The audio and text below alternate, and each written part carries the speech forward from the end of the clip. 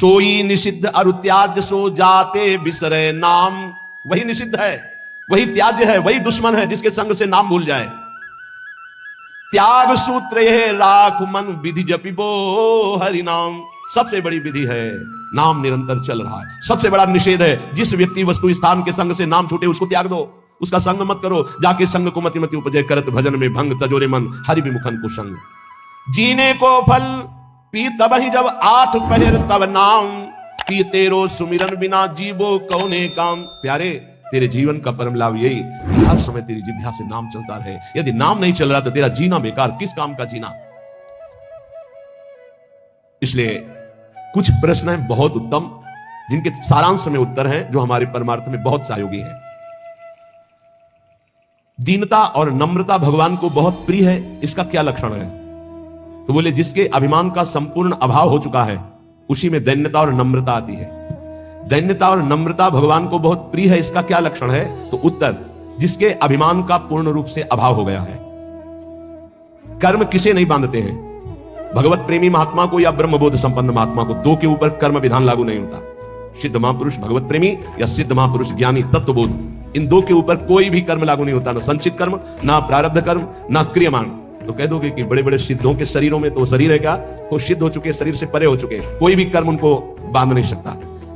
बकाया सब कर्म के बंधन में बंधे। बोल दिया ऐसा ऋषि न पीछे कोई हुआ है, ना आगे ऐसा होगा, तत्काल खोपड़ी के बल स्वर्ग से नीचे ढकेल दिए गए। सब ऋषियों का अपमान करने के कारण, गर्व भरे सुकृत वचन बोलने के कारण तुम्हारे पूरे पुण्य खत्म हो चुके, सब नष्ट हो गए। पुण्य क्षीण कैसे होते हैं? अभिमान भरकर अपने पुण्यों की चर्चा करने से। बहुत संभलना, लुटेरे बहुत हैं।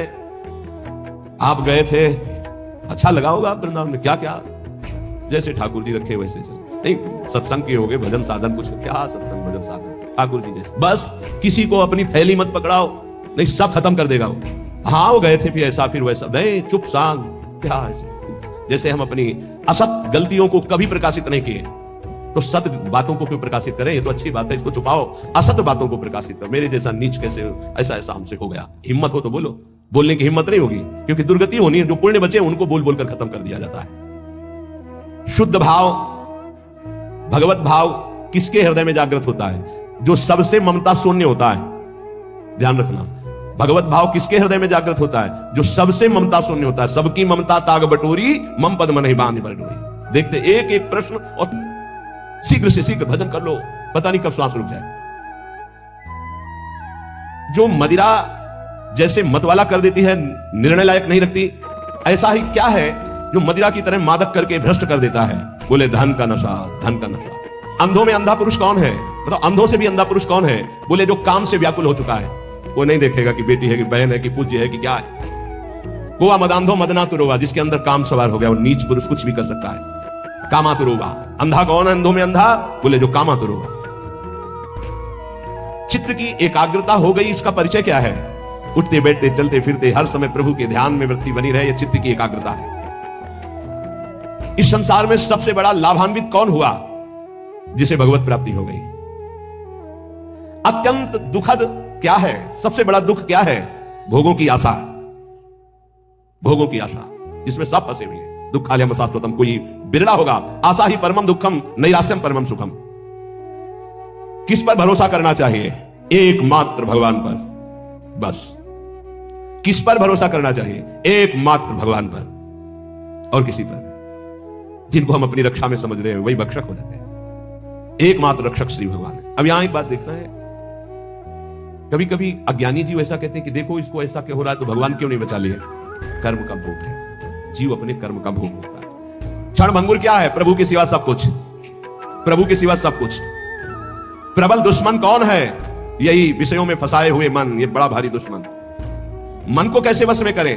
नाम जप का अभ्यास और संसार से वैराग्य करने से मन वश में हो जाता है। ये सत्य को प्राप्त हो चुका है, इसकी पहचान क्या है? वो द्वंद्वातीत और एक रस होगा। मान अपमान निंदा स्तुति में समान भाव होगा, वो एक रस होगा, तो वो भगवत प्राप्त हो चुका है।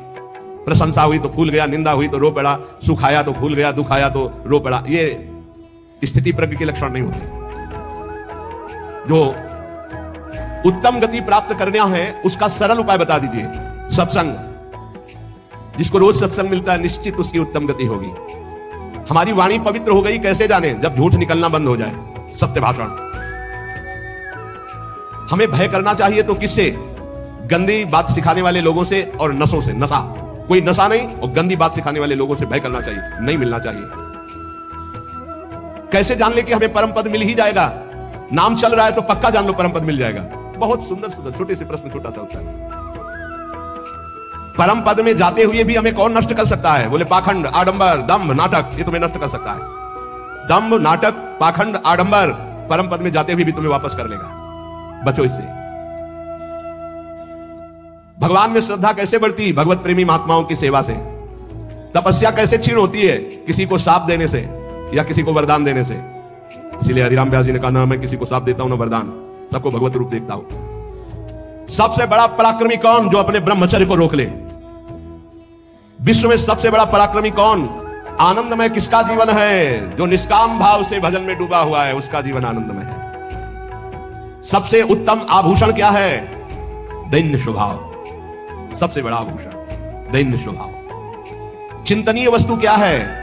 ज्ञानी के लिए ब्रह्म तत्व आत्मा, भक्त के लिए प्रिय भगवान, यही चिंतनीय वस्तु है।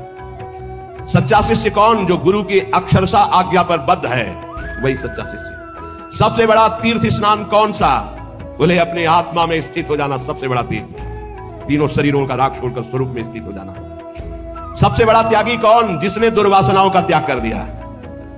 एक एक शब्द जब कल का चिंतन कर रहे थे तभी ये सुनना चाहिए, समझना चाहिए।